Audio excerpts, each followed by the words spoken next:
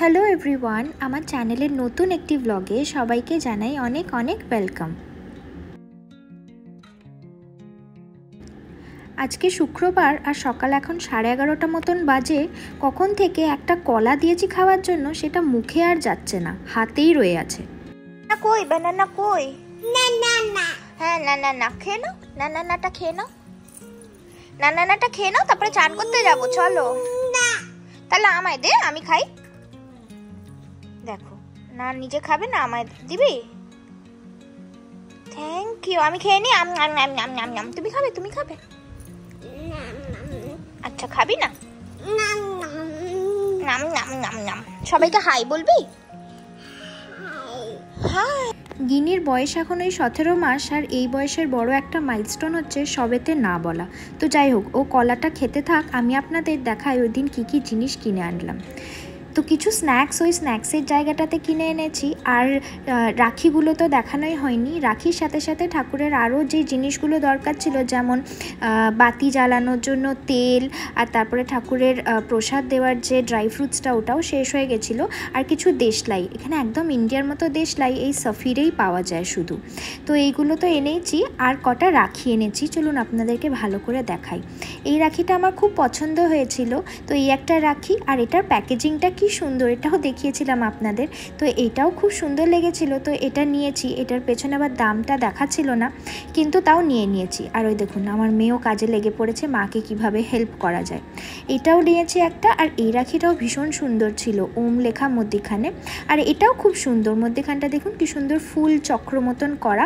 এটার দাম পেছনে লেখা আছে, কোনোটা 4 টাকা, কোনোটা 3 টাকা, কিন্তু যেগুলো দাম লেখা নেই সেগুলো আর বলতে পারলাম না কত দাম।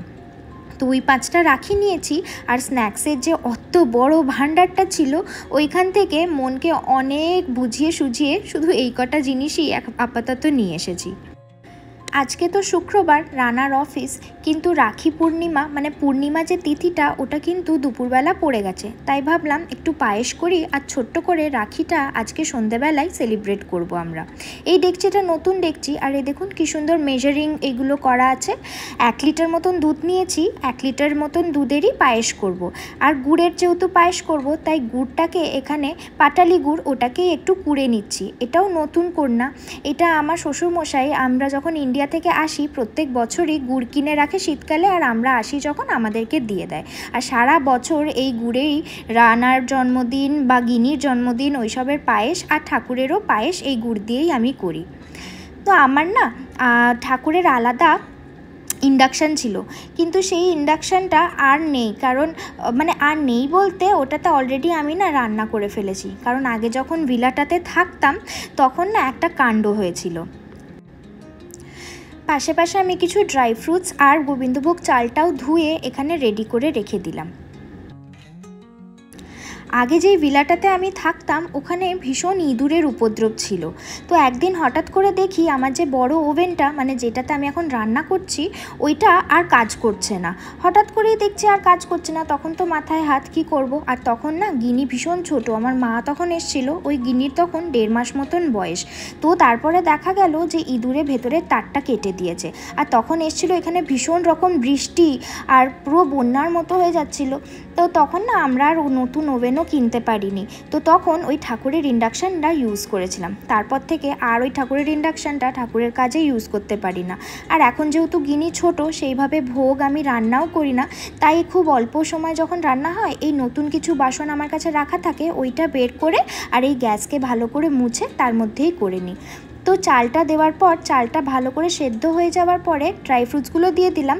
এখন শুধু দুধটা একটু মরে ক্ষীর হয়ে যাবে, তাহলেই রেডি হয়ে যাবে পায়েস। আর গুড়টা একদম শেষে ইউজ করব, গ্যাসটা বন্ধ হওয়ার পর, কারণ গুড়টা অ্যাড করলে আবার দুধটা ফেটে যাওয়ার চান্স থাকে। তাই জন্য গুড়টা একদম শেষে গ্যাসটা অফ করে দিয়েছি, তারপর এখানে অ্যাড করছি। আর এই তো রেডি হয়ে গেল পায়েস। আর প্রায় এখন বেজে গেছে 4:30-5টা মতন।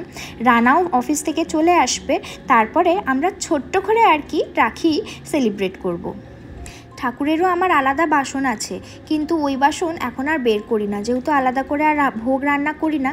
এই সব যেগুলো বাসনপত্র বাটি দেখছেন, সব নতুন, আমার আগে কখনো ইউজ হয়নি। তো এইগুলোই আমি আর কি ইউজ করছি। 2 বাটি পায়েস আমি ঠাকুরের জন্য, ভোগের জন্য আর কি তুলে রাখছি। যখন ঠাকুরকে রাখি পরাবো তখন এইটা ভোগ হিসেবে নিবেদন করব।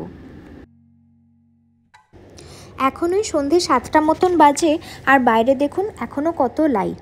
রানার আজকে অফিস থেকে আসতে একটু লেট হয়ে গেছিলো, তাই তাড়াতাড়ি ভাবলাম আগে ঠাকুরকে রাখিটা পরিয়ে নিই, তারপরে আমরা সেলিব্রেট করব।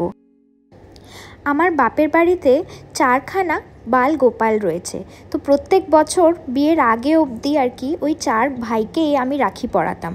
আর বিয়ের পর এখানে আসার পর আমার জগন্নাথ, তারপরে কৃষ্ণ, বালাজি মানে হনুমানজি আর গণেশকে প্রত্যেক বছর আমি এমনিভাবেই রাখি পরাই। আর আজকে আমার সাথে অ্যাড হয়েছে আমার ছোট্ট গিনি রানী। এই যে আমার ছোট্ট শ্রীকৃষ্ণের রাখি, এটা আমার বালাজির রাখি। এই যে খুব সুন্দর, এটা কীরকম গদা গদা দেখতে না, তাই জন্য আমি এটা বালাজিকে পরালাম।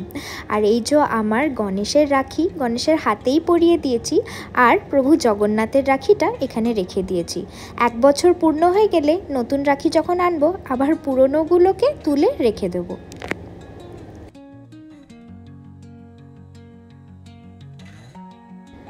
কাঁচা জামা কাপড় পরে ঠাকুরকে রাখি নিবেদন করার পর আমরাও একটু সুন্দর জামা কাপড় পরে রেডি হয়ে নিয়েছি, আর গিনিসোনাকেও রেডি করে দিয়েছি। হ্যাঁ, হ্যাপি রাখি।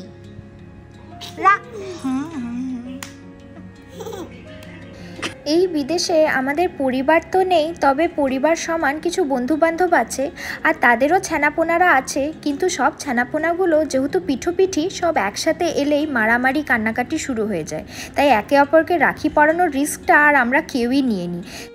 কিন্তু আমি সবসময় চেষ্টা করি যে গিনিকে একদম ছোট্ট বয়স থেকেই আমাদের যে উৎসব পার্বণ যতটুকুন আর কি পারা যায় ওকে দেখাবো, ওকে বোঝাবো, ওকে দিয়ে পালন করাবো। তো বিদেশে আমার দ্বারা যতটুকুন হতে পারে আমি ততটুকুনই সামর্থ্যের মধ্যে আয়োজন করি, আর গিনিকে সেই আয়োজনের মধ্যে সামিল করার চেষ্টা মানে আমি আর রানা দুজনেই করি। তো তাই জন্য ভাবলাম এখানে ভাই বোন কেউ তো নেই, তো গিনি ওর বাবাকেই না হয় রাখি পরাক। তাই জন্য ছোট্ট করে একটু থালা সাজিয়ে নিয়ে আর ওই রাখিটা ওর বাবার জন্যই নিয়ে এসেছিলাম যাতে গিনি পরাবে। আর রাখি পরালে তো আবার গিফট দিতে হয়, তো এই কিছুদিন আগে গিনির জন্য কিছু এই পাজেল এই গেমসগুলো এনেছিলাম, তার মধ্যে থেকেই এই 3টে আলাদা সরিয়ে রেখেছিলাম যে রাখি যখন পরাবে গিনি ওর বাবাকে তখন ওর বাবা গিফট হিসেবে এইগুলো দেবে। এই যে গিনিসোনাও রেডি আর রাখি পরানোর থালাও রেডি। তো চলুন এবারে গিনিসোনা ওর বাবাকে টুক করে রাখিটা পরিয়ে দিক। চলো ধরো ধরো ধরো, এইটা ধরো। হ্যাঁ করো, দু হাতে ধরো, দু হাতে ধরো ধরো। Very good, very good.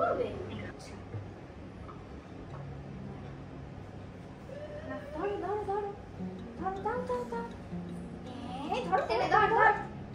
হ্যাঁ ধরো, আমার হাতটা ধরো ধরো, ঘোরাও, তুমি কালারটা ঘোরাও। এনে ধর ধর, এটা ধর, এটা ধর। Very good, very good. ধরো ধরো ধরো, তুমি ধরো। হ্যাঁ ধরো, হ্যাঁ দাঁড়া দাঁড়া দাঁড়া, ধরো এটা, ধরো ধরো এটা ধরো। বাবাকে খাওয়াও, বাবাকে খাওয়াও, বাবাকে খাওয়াও, খাই দাও, বাবাকে খাইয়ে দাও। হ্যাঁ ভেরি গুড, বাবা খাওয়াও, তুমি খাওয়াও, তুমি মামাকে খাইয়ে দাও, মামাকে খাইয়ে দাও। ভালো যোগ পাইছো। হ্যাঁ খাও খাও খাও, তুমি খাও।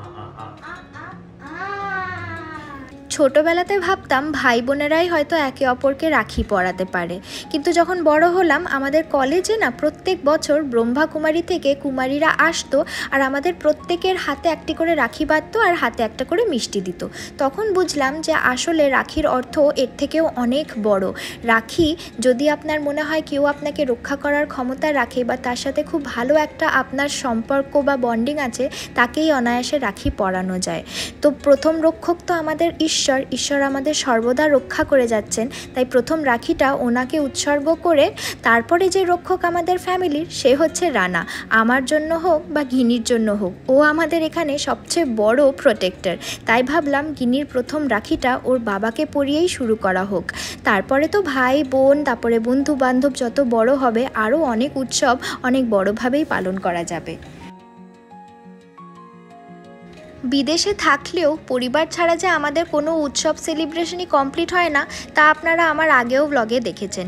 তাই মায়েরা বা আমার পরিবারের যা সদস্যরা আছে তারা যে ভিডিও কলে থাকবে না তা হতেই পারে না।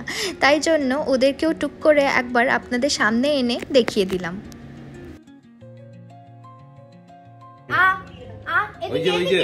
এদিকে নিজেই খেয়ে নিজেই খেয়ে নিল। আমাকে দে, মাকে খাওয়ালো না, নিজে চেটে খাচ্ছে দেখো। আর এই দেখুন আমার মেয়ের কাণ্ড, যখন বাবাকে খাওয়াতে বলা হচ্ছিল বাবাকে খুব খুশি খুশি চামচের পর চামচ পায়েস খাইয়ে দিল। আর যখন বললাম মাকে একটু খাইয়ে দাও, ও মা নিজেই চামচ নিচ্ছে আর তুলে তুলে নিজে খাচ্ছে। তাও ভাগ্যিস একবার মনে হলো যে না, মাটা বেচারি না খেয়ে বসে আছে, তাই মাকে একটু খাওয়ালো, কিন্তু তারপরেও দেখুন মন টানে সেই বাবার দিকে, বাবাকেও আরেকবার চাটিয়ে দিল। তো দেখুন একেই বলে মেয়েরা যতই মা থাকুক না কেন বাবার দিকেই বেশি একটু ওদের অ্যাটাচমেন্ট হয়। ব্যাস চলুন, গিনিকে আর পাওয়া যাবে না, নতুন 3টে গিফট পেয়েছে, ও এখন ওটা নিয়েই ব্যস্ত। জামা কাপড়, মাথা, ক্লিপ, চুল কিছুই আর খোলাখুলি হবে না। তো চলুন, আমাদেরও দিনটা আজকে খুব ভালো কাটলো আর আপনাদের সাথেও শেয়ার করে আমার ভীষণ ভালো লাগলো। তাহলে ব্লগটা আজকে এখানেই শেষ করছি। ভালো লাগলে অবশ্যই আমার ব্লগটা লাইক করবেন এবং কমেন্টে জানাবেন, এবং আমার চ্যানেলটি ভালো লাগলে অবশ্যই সাবস্ক্রাইব করবেন এবং বন্ধুদের সাথে শেয়ার করবেন। দেখা হবে পরের কোনো ব্লগে, ততদিন টাটা।